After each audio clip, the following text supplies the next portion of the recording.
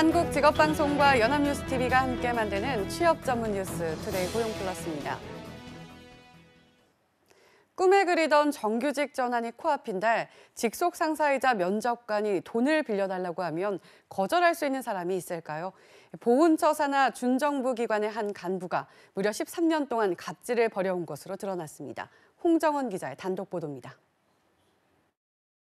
한국보훈복지의료공단 감사실이 발행한 보고서입니다. 공단 한 간부의 갑질이 이 보고서에 담겼습니다. 2005년 3월부터 올해 7월까지 무려 13년에 걸쳐 자기 부하 직원들에게 최소 수백에서 수억 원의 돈을 빌리고 갚지 않았습니다. 청소 직원과 경비원, 철저하게 을들을 노렸습니다.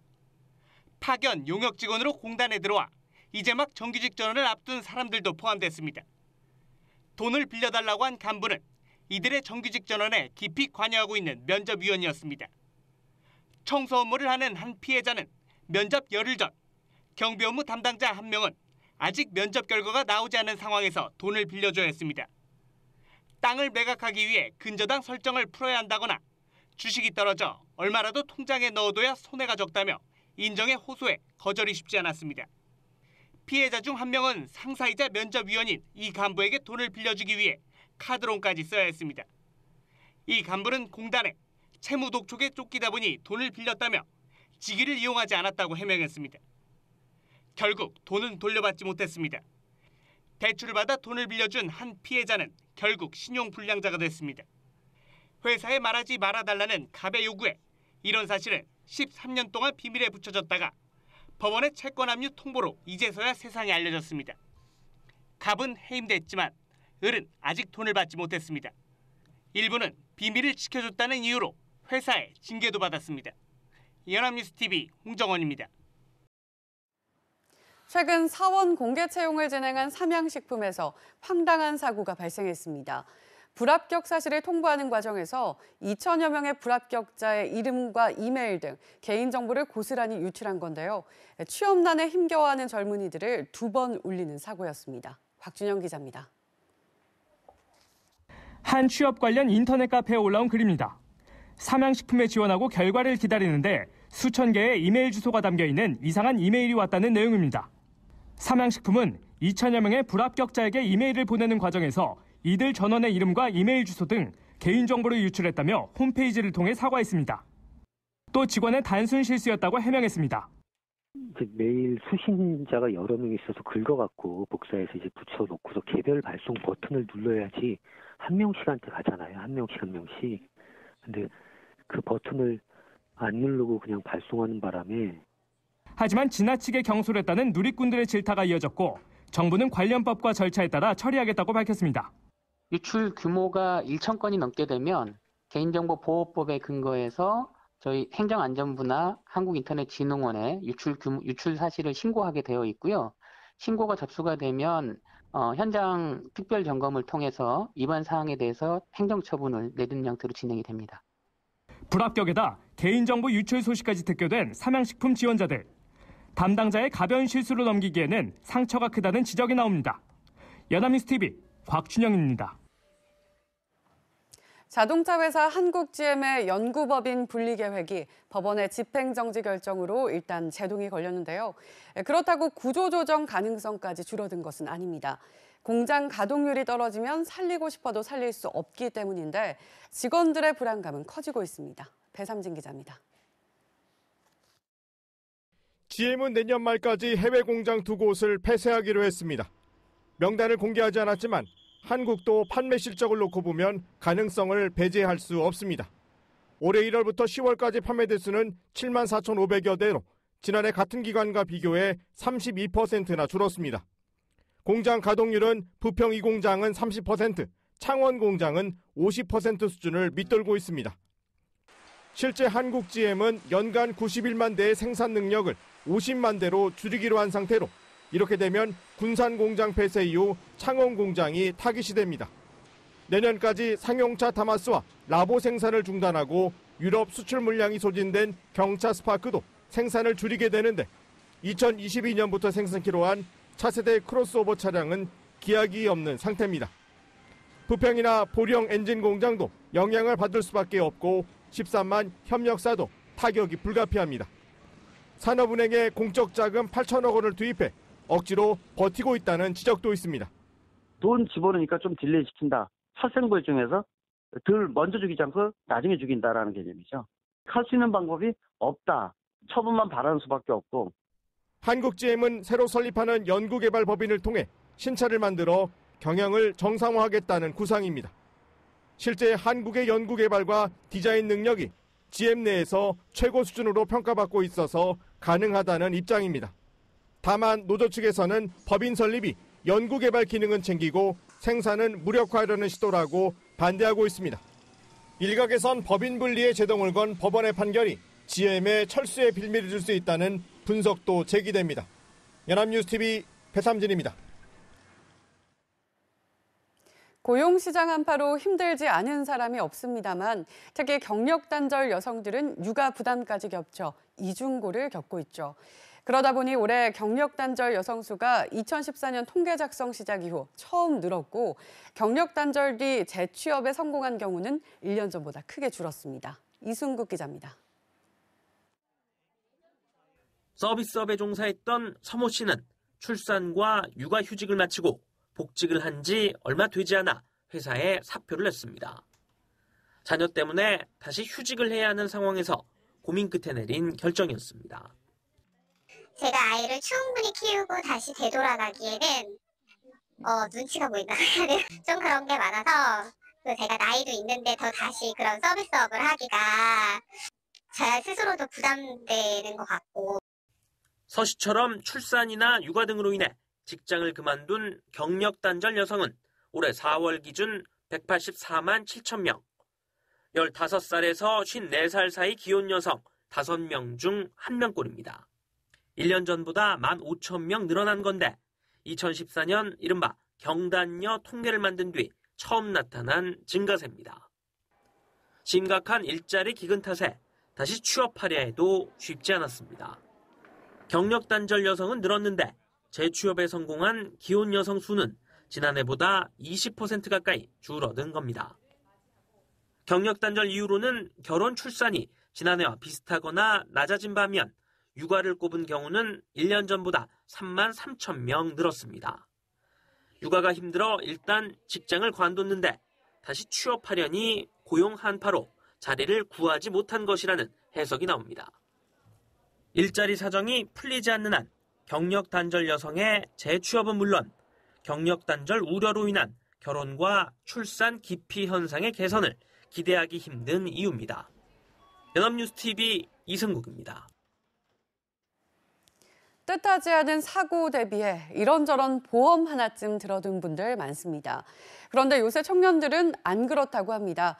취업도 힘들고 집값, 전셋값 부담에 결혼도 어려운데 당장 필요하지 않은 보험들 여력이 없기 때문인데요. 실제 생명보험은 청년들의 가입이 줄고 있습니다. 소재영 기자입니다. 28살 취업준비생 김병모 씨. 2013년 부모님의 권유로 의료 실비보험을 들었지만 더 이상 보험에 들 생각은 없습니다. 사실 이 보험도 부모님이 대신 보험료를 내주는 겁니다. 다른 지출이 많고 필요성도 별로 느끼지 못하기 때문입니다. 나갈 돈이 너무 많아서 생명보험을 들 여유는 없고요. 제가 취직을 하더라도 집값이라든지 제 취미생활이라든지 그런 데 쓸 곳이 많기 때문에 당장 필요하지 않은 생명보험에는 쓰지 않을 것 같아요. 실제로 청년층의 보험 가입률은 계속 낮아지고 있습니다. 2014년 55%에 가까웠던 20대의 생명보험 가입률은 2016년 54.3%로 낮아졌습니다. 30대는 같은 기간 66.8%로 1.6%포인트 떨어졌는데 이런 추세는 계속 이어질 전망입니다. 보험업계는 취업난과 결혼관 변화를 가입률 감소의 원인으로 꼽습니다. 청년층들이 일단 대학에서 사회로 진출하는 그 시기가 점점 늦춰지고 있고 결혼도 점점 늦어지고 있고요. 경기도 어려워지고 씀씀이는 커지고 이런 측면에서 보험에 가입할 여력이 점점 줄어들고 있는 게 아닌가. 심각한 고령화와 빠르게 다가오는 인구 절벽, 여기에 결혼, 취업난으로 힘든 청년들의 가입 감소까지 보험 산업은 지금 상품과 운영 방식을 대대적으로 바꿔야 할 상황에 직면해 있습니다. 연합뉴스TV 소재영입니다. 몸을 쓰는 노동, 60살까지는 물론 65살 혹은 그 이상 나이에도 할 수 있다고 생각하시는 분들 있을 텐데요. 29일 대법원에서는 60세인 이 연령 기준을 현행보다 상향 조정할지를 놓고 갑론을박이 벌어졌습니다. 정인용 기자입니다. 육체 노동을 해서 돈을 벌 수 있는 최고 연령을 뜻하는 이른바 가동연한을 기존의 60세에서 65세로 올릴지를 놓고 대법원이 공개 변론을 열었습니다. 1989년 이 나이를 55세에서 60세로 상향 조정한 대법원의 판단 이후 29년 만입니다.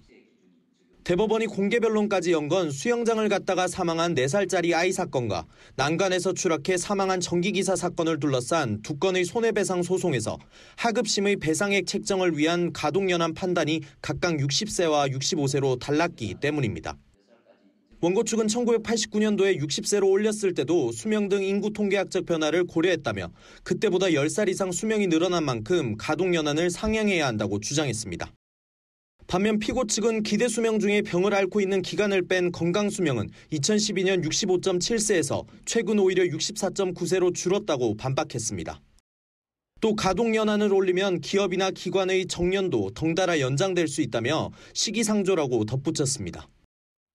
대법원은 기존 판례 변경 시 사회 전반에 미칠 파급력이 클 것으로 보고 인구구조 변화 전문가를 비롯해 보험제도 전문가 등 각계의 의견을 폭넓게 들었습니다. 공개 변론을 마친 대법원은 이르면 내년 2월에는 육체 노동자의 정년에 대한 결론을 내릴 전망입니다. 연합뉴스TV 정인용입니다. 규모는 작지만 창의적인 아이디어와 기술로 고수익을 올리는 농민을 강소농이라고 합니다. 고령화와 인구 감소로 씨름하는 우리 농촌의 경쟁력 강화가 필요한데 강소농이 그 역할을 하고 있습니다. 정선미 기자입니다. IT 회사에서 일하다가 3년 전 농사에 뛰어든 김명덕 씨. 처음에는 막막했지만 이제는 일반 인삼보다 영양가가 높은 새싹 인삼 기르는 재미에 푹 빠졌습니다. 첫 해 1,000만 원에 불과하던 매출도 9천만 원으로 훌쩍 뛰었는데 강소농 교육에 참여한 덕분입니다. 강소농 교육을 통해서 생산, 가공, 그다음에 이제 체험, 어떤 서비스 분야까지 저희가 이제 많은 교육을 받게 됐습니다. 그러다 보니까 저희들이 이제 미래에 어떤 식으로 이 농장을 발전시켜야 할지 저희가 이제 좀 가늠하게 됐고요. 정부는 2011년부터 강소농 육성을 시작했습니다. 현재까지 7만여 농가가 강소농으로 선정됐으며 지난해 관련 교육을 받은 8천여 강소농들의 소득은 교육 전보다 8% 이상 올랐습니다. 비록 규모는 작지만 거기에 농업인들의 창의적인 생각, 또 어떤 1차 산업뿐만 아니라 가공이나 유통이나 이런 새로운 창의적인 생각을 보태서 부가가치 있는 그런 농산물과 가공품을 만들어내서 소득을 더 창출하는 그런 강소농입니다. 정부는 다음 달 1일까지 서울 코엑스에서 강소농 대전 행사를 열고 강소농들의 성공 사례를 공유, 확산하기로 했습니다. 연합뉴스TV 정선미입니다.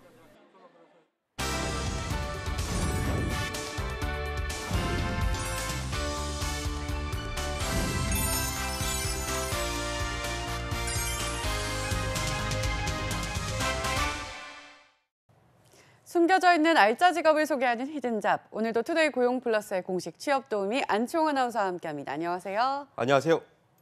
히든잡 시간입니다. 이 화재가 재난으로 번지는 걸 막기 위해선 초기 진압이 가장 중요하다는 사실 아마 모르는 분들은 없을 겁니다. 하지만 정작 화재가 발생하면 어떻게 대처해야 할지 몰라 당황하기 쉬운데요. 그래서 탄생한 직업이 있다고 합니다. 오늘 히든잡에서 알아봅니다. 네, 부끄럽지만 저 역시도 아직 소화기 사용법을 잘 모릅니다. 인터넷으로 관련 자료를 찾아보기도 했지만 직접 실습을 해보는 것도 아니니 잘 이해가 가지 않고요. 그런데 이런 상황을 위해 탄생한 직업이 있다니 참 반가운데요. 어떤 직업인가요? 네, 바로 소방안전교육사입니다. 소방안전교육사는 화재와 같은 사고가 발생했을 때 인명과 재산 피해에 영향을 줄 수 있는 상황을 조기에 제거하거나 이를 대처하기 위해 안전체험과 교육 프로그램을 실시하는 직업을 이야기하는데요. 주로 보육시설의 영유아, 유치원의 유아, 초중고등학생 등 다양한 연령층을 대상으로 소방안전교육을 실시하고 있다고 합니다. 소방안전교육 주 대상이 어린이인 이유는 2006년 이 소방안전교육사 자격제도가 처음 만들어졌을 때로 거슬러 올라가는데요. 화재 등 어린이와 관련한 안전사고가 지속적으로 발생하며 이에 대한 조기 소방안전교육 훈련이 이뤄져야 한다는 필요에 의해 소방안전교육사가 만들어졌기 때문입니다. 네, 불이 났을 때 침착하게 대처하기 위해서 영유아기 때부터 조기 교육을 실시한다는 것이 정말 좋은 생각인 것 같은데요. 그런데 이러한 소방 교육은 소방관이나 응급구조사가 대신 담당을 해도 될 것 같다는 생각이 드는데 소방안전교육사란 직업이 따로 있는 이유는 뭘까요? 네, 아마 많은 분들이 비슷한 생각하실 겁니다. 하지만 소방안전과 관련한 전문 교육 인력이 따로 있어야 하는 이유는 참 많은데요. 일단 소방관과 응급구조사가 직접 교육을 담당하기엔 현실적으로 많은 어려움이 따릅니다. 긴급한 상황이 발생하면 바로 출동을 해야 하는 직업적 특성상 이를 보충할 수 있는 교육 인력이 필요한 건데요. 뿐만 아니라 이 소방안전교육은 성인은 물론 영유아 아동까지 다양한 연령대를 상대로 교육을 해야 하기 때문에 상대방의 눈높이에 맞춰 안전교육을 실시할 수 있는 소방안전교육사와 같은 전문 인력이 반드시 요구됩니다. 네, 그렇군요. 그렇다면 소방안전교육사는 구체적으로 어떻게 안전교육을 하게 되나요? 네, 일반적으로 소방안전교육사는 소방서와 같은 관공서나 소방 관련 업체 등에 취업해서 활동하게 되는데요. 일단 연간, 분기, 월간별로 안전교육의 계획을 수립하고 학습 지도안을 작성하게 됩니다. 이에 맞춰 안전교육에 대한 의뢰가 오면 해당 연령층에 맞는 교육법으로 교육하게 되는데요. 교육은 과정과 내용별로 다양한 형태로 이루어집니다. 이해를 돕기 위해 영상 시청을 하는 경우도 있는데요. 이후 119 신고 요령이나 소화기, 소화전 사용법을 가르치게 됩니다. 또 화재는 원인에 따라 불을 끄는 법도 달라야 하는데요. 가령 일반 화재엔 소화기나 물을 뿌려도 되지만 과열된 식용유 등 기름에 의해 불이 붙는 경우엔 물을 붓는 것은 위험합니다.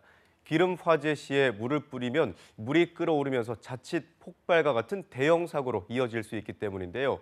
이 때문에 소화기나 모래, 밀가루와 같은 분말을 통해 산소를 차단하는 것이 좋습니다. 소방안전교육사는 바로 이러한 화재 원인에 따른 대처법 등 실전에 잘 활용할 수 있는 소방안전교육을 실시하는 거죠. 네, 관가했으면 자칫 큰 사고로 번질 수 있는 상황들을 소방안전교육사를 통해 예방을 할 수 있는 거네요. 이렇게 설명을 들으니 우리 사회에 꼭 필요한 직업이라는 생각이 듭니다. 네, 그렇습니다. 또 뿐만 아니라 소방안전교육사는 생활응급처치 요령이나 심폐소생술과 같은 일상에서 일어날 수 있는 불의의 사고에 대비할 수 있는 교육도 실시하고 있는데요. 최근엔 각종 사고로 인해 안전교육에 관심이 많아지며 유치원은 물론 초중고등학교에서 안전교육을 정기적으로 확대 실시하고 있어 소방안전교육사의 전망 역시 점점 더 밝아질 것으로 예상하고 있습니다. 네, 그렇군요. 그렇다면 소방안전교육사가 되기 위해서는 어떻게 해야 되나요? 네, 이 소방안전교육사 자격시험은 경연제로 산업인력공단에서 시행하고 있는데요. 응시 자격은 소방공무원으로 3년 이상 근무한 경력이 있거나 소방학교에서 2주 이상의 소방안전사 교육을 과정을 이수한 사람이어야 합니다. 1차에선 소방학개론, 구급 및 응급처치론, 재난관리론, 교육학 원론 등 총 4개의 필기시험과 실기시험을 진행하는데요.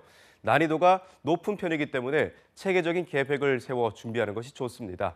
합격 후 취업을 하게 되면 2,500에서 3천만 원의 연봉을 받게 되는데요.